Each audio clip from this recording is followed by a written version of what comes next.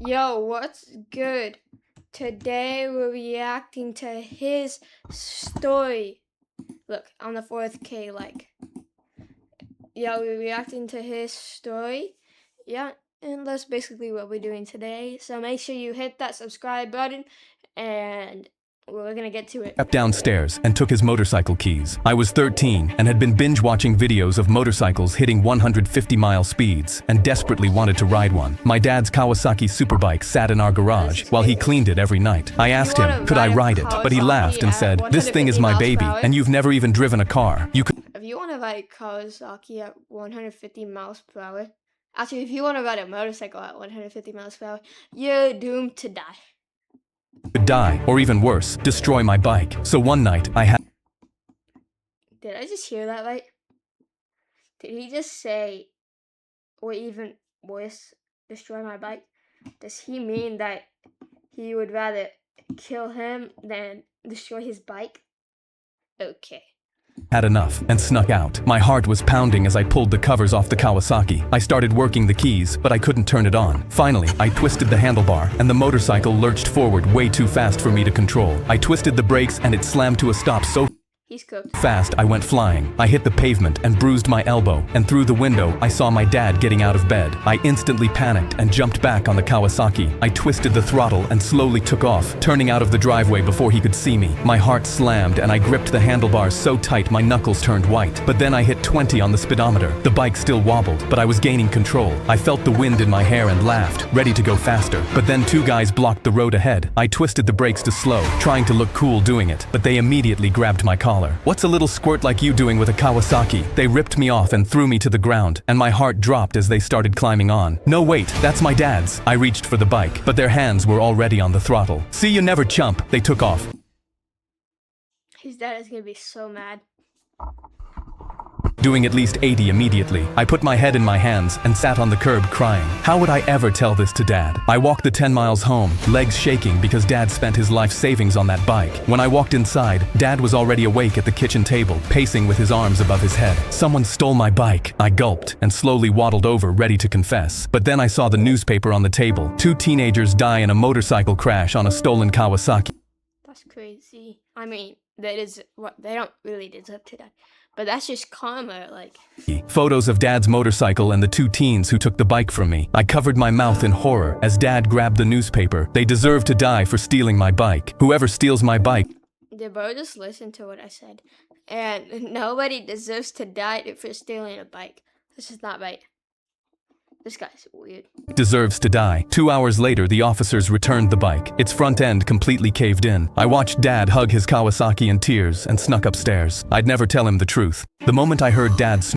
That's crazy. Alright, next one. Me and my family were walking through Times Square when suddenly every billboard had my face plastered across it. I froze in the middle of the sidewalk, staring at my headshot on the billboard next to my weather app invention. The honest app that tells you the weather in a rude way.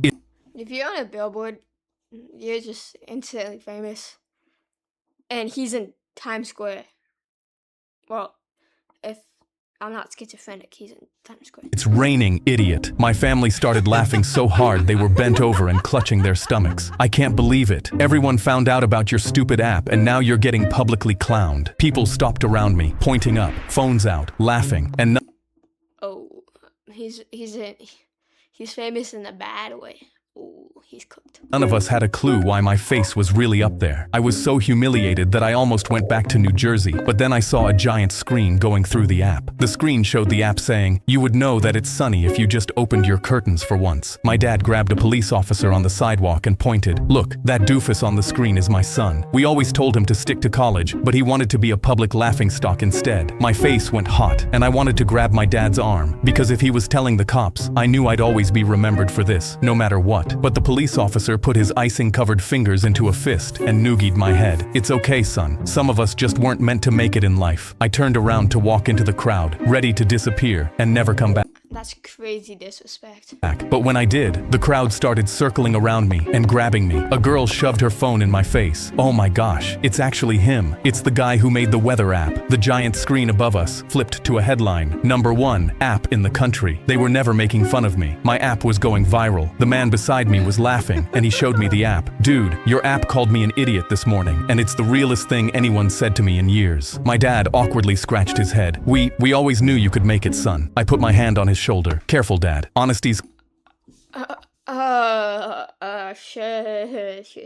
kind of my thing now. Me and my family were walking through Times Square when Next one. I got rid of all my kids' brain rot shows. Sponsor. I went to a Marriott ballroom for econ extra credit and ended up running from a man in a three-piece suit calling himself Maximus Masters. Noah signed our names on the extra credit sheet and pushed open the doors. Free steak and a grade bump? I'd sit through my own funeral for that. A woman in a navy blazer was on us before the doors swung shut. Welcome, future entrepreneurs. I'm Crystal. She slapped name tags on our chests that read, Guest of Honor, and steered us to the front row with a hand on each of our backs. Where's the bar? Noah asked. After the presentation, Crystal sang and disappeared into the crowd. 60 people sat around us, wearing the same wide smile, staring at an empty stage. Nobody was talking. I don't see anyone from our class, Noah whispered. Maybe we're early. Dude, the room is full. The lights cut out and techno music shook the floor. 2 fog machines fired smoke across the stage, and a man in a three-piece suit walked through it with his arms over his head. Who wants to be financially free? Me. The room exploded as people shot out of their seats, pumping fists. We didn't move. Is this extra credit or a hostage situation? Noah whispered. For 40 minutes, Maximus paced the stage, ranting about yachts and cellular metabolism powder. Slide after slide behind him of him holding stacks of cash. A guy 2 rows back stood up sobbing about how he used to work at Subway. It's a pyramid scheme, Noah said. I've never tried Subway. I nodded and started to stand, but Crystal What even is Subway? Is it like a restaurant? Or what does it mean, an actual Subway? I don't know. materialized behind us. Leaving? You haven't seen the compensation structure. She pressed down on my shoulder. Sit. We sat. When it finally ended, she pulled out an iPad and asked which package spoke to us. We're just here for class credit. Imagine being an iPad kid at 23. Well, he's probably like 57 or something. But imagine. I told her. Her smile cracked. You're scared of success. People like us retire at 30. The whole room turned to... So, I was close. Because she said people like her retire at 30.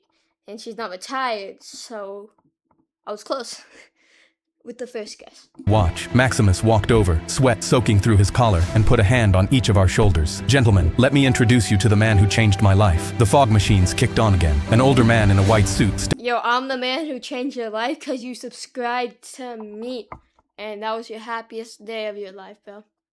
stepped through the smoke onto the stage. Noah's hand clamped around my forearm. Dude, that's our prof. Professor Jacobson smiled at me from the stage. The same wide smile Crystal had. The same smile the Subway guy had. The same smile every single person in that room had been wearing since we sat down. He tapped the microphone twice. Welcome, gentlemen. Let's talk about your extra credit. We ran. I went to a Marriott ballroom for econ extra credit and ended up running from a man in a three-piece suit calling himself Maximus Masters. I don't get it. Anyways, next one. I was setting up camp alone in a forest when I heard explosions nearby and smoke hit my nostrils. I followed the noise and found a teenager laughing, lighting fireworks into the trees, filming himself on a tripod, live on TikTok. This is going to go so viral, but the forest was bone dry, and one spark could burn the whole thing down. Stop! You're gonna start a fire! Relax, bruh. I know what I'm doing. Then he lit another, and the firework arced up, landed in a bush, and flames tore through the leaves. My balls dropped because we had Cooked. minutes before this forest went up in flames. I stomped at the flames, screaming for the kid to help, but he swung his camera toward the fire, grinning. Yo, this is even better content. I need more fire. The fire climbed a tree behind me, and families came sprinting past, coughing and screaming, dragging their kids from the smoke. I looked back and saw my own tent swallowed in flames, everything I owned gone. Why is his tent the only one on fire all the way out there? Did like a spark fly from here and hit his tent directly, like... I yelled, "Is going viral worth this?" I grabbed his arm to pull him out, but he yanked away. "You don't get it. I have to do this." And he stepped toward the fire for a better shot. The smoke was so thick my eyes burned and every breath Then don't stand where the smoke was coming at or go away. came shorter. If I didn't run now, the flames would swallow me too. So I turned to run, but a burning tree cracked and crashed down behind me, and through the flames I saw the kid's arm shoot up, a hospital wristband on his wrist, as he screamed for help. My body screamed at me to run, but my feet wouldn't move. I couldn't let him die, so I turned back and ran into the flames. I grabbed his arm as he cried.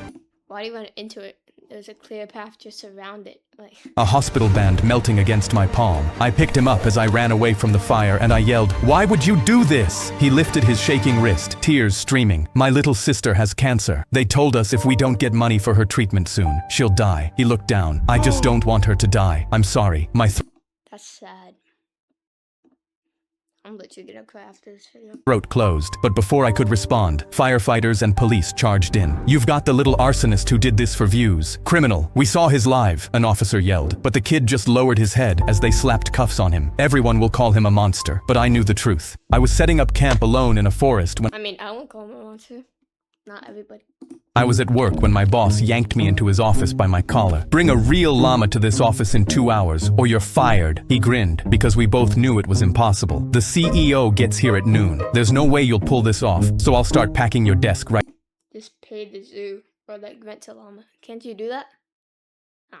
Right now, I looked down at my phone, and my lock screen lit up with my 2 dogs. If I lost this job, they'd be on the street with me. I wasn't about to let that happen, so I had 2 hours to pull off the impossible. I bolted out of the office and onto the sidewalk, sweating. There's only one place in New York City with a llama, so I flagged a cab and sped uptown to the zoo. I ran to the front gate and begged the keeper, "Please, I just need to borrow a llama for 1 hour." He laughed in my face. "Absolutely not. I only had 40 minutes left." I thought of my dogs living on the street, and I knew I couldn't walk away empty-handed. So I snuck around to the back pens, unlatched the gate, and grabbed a llama by its rope, but it spit a wad of green slime across my face. Before I could pull it away, a keeper's. By the way, llamas don't actually do that.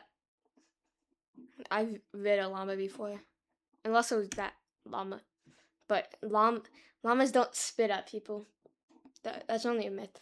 Spotted me. "Hey, he's stealing a llama!" So I ran, dragging the llama down the street as people dove out of the way. No cab would take an animal, so I hauled it onto the subway. When I got to the office, I threw open the doors, but my boss was standing at my empty desk, grinning, tapping his watch. 1 minute late, "You're finished." My heart shattered until a scream ripped through the office behind me. I spun around, and the llama had broken loose, trampling desks and spitting on.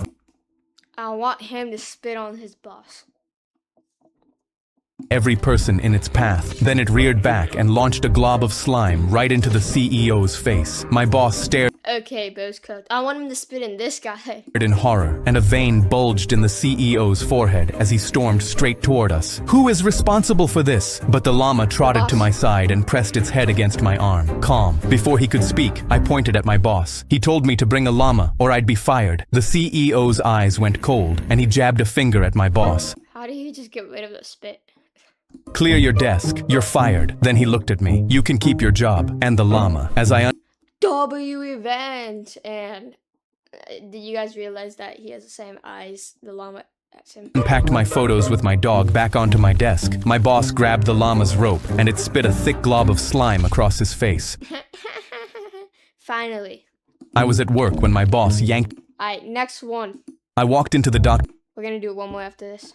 office for a sore leg, but the second he saw me, he decided I needed surgery. I got wheeled away with no explanation and was put under while still asking questions. I woke up 10 hours later and saw 4 police officers standing around my bed. I tried to move, and that's when I noticed I was handcuffed to the railing. The doctor who prescribed the surgery was standing in the corner tapping his foot. I freaked out. "What's going on?" And the lead detective walked over and pulled out an x-ray taken of my stomach during surgery. I turned to the doctor. "Why were you operating on my stomach?" "I have leg pain." He looked around frantically, but the detective immediately shoved the photo in my face. A small rectangle was at my spleen. "Your surgeon found this sewn into your abdominal lining." The detective held up a huge bag of fentanyl, 130 grams, a trafficking charge carrying a 20-year sentence. My jaw dropped. I've never touched drugs in my life. The detective rolled his eyes, but that's when the surgeon jumped in completely unprompted. "Just arrest him already. The evidence is clear." I looked at his red face and I already know the doctor put it in here.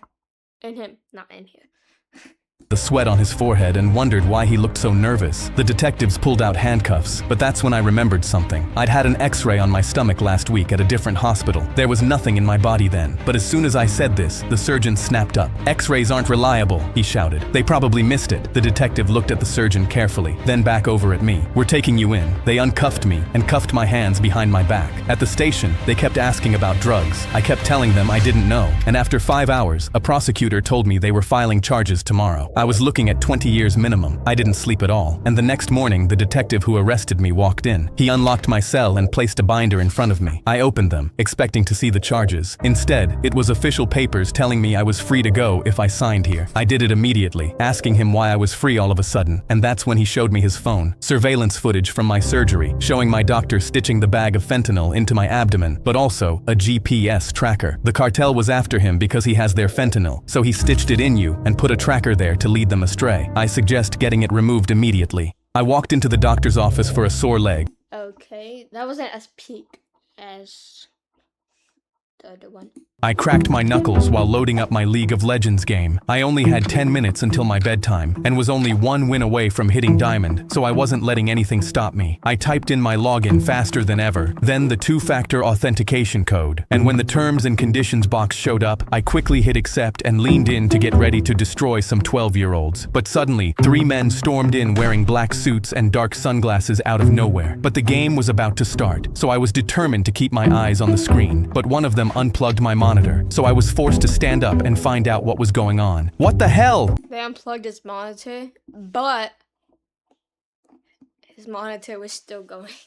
Who are you? Another started wrapping up my wires without saying anything. I immediately turned around and saw my little brother standing in the corner, smiling. I knew he had something to do with this, so I stormed over and grabbed him by the collar. "What did you do?" He crossed his arms. "You're the one who clicked accept." I had no idea what he was talking about, but then he walked me back to the chair, shoved me his phone, and showed me what I had agreed. Look, his monitor was plugged in, and this is on.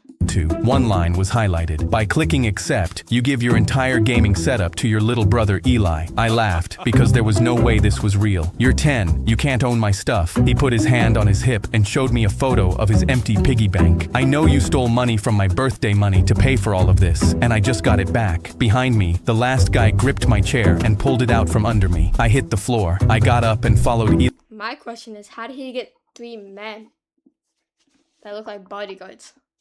Eli across the hall. My whole setup was glowing in Eli's room. My game was still on the screen. The 1 win away from Diamond 1 never got to play, and Eli was already in the chair. He loaded into my game, and he played it like it was nothing. 1 team fight, an ace, and victory filled the screen. Diamond. Eli leaned back in my chair and finally looked over at me. "Thought you were gonna destroy some 12-year-olds? Well, you just got destroyed by a 10-year-old. And as I stood there watching Ooh, that was not a good roast at all. myself getting defeated by my little brother who robbed me blind, some part of me couldn't help but feel impressed. I cracked my knuckles while loading up my League. Alright, let's do one more. Logan slammed $1,000 on our dorm table. "Tomorrow, we're all going to the airport with no money, and the one who can get to the furthest country wins." I've already seen this. My Uncle Tom's face scrunched up when I asked for a water break 2 hours into I've seen this. I was doing laundry late at night when I opened the dryer. I was closing our McDonald's when a kid from school dumped maple syrup over my Canadian jersey. Just put in your first.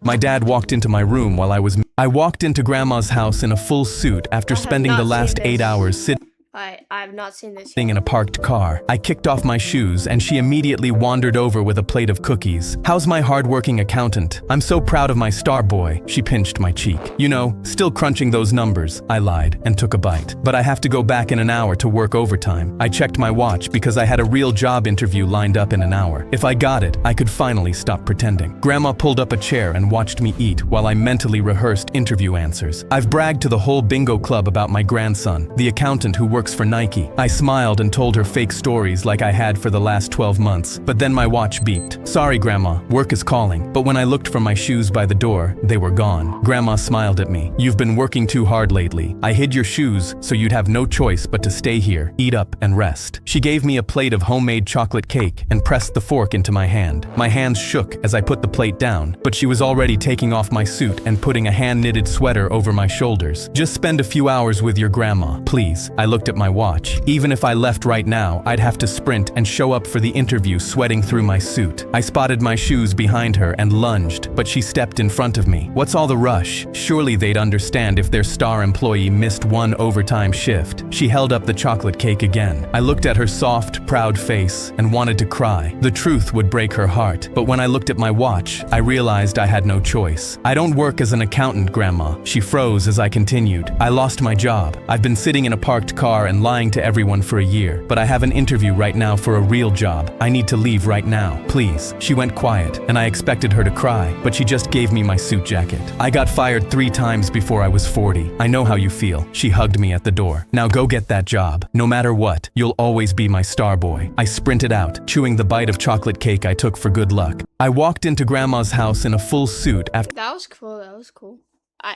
That'll be all for today.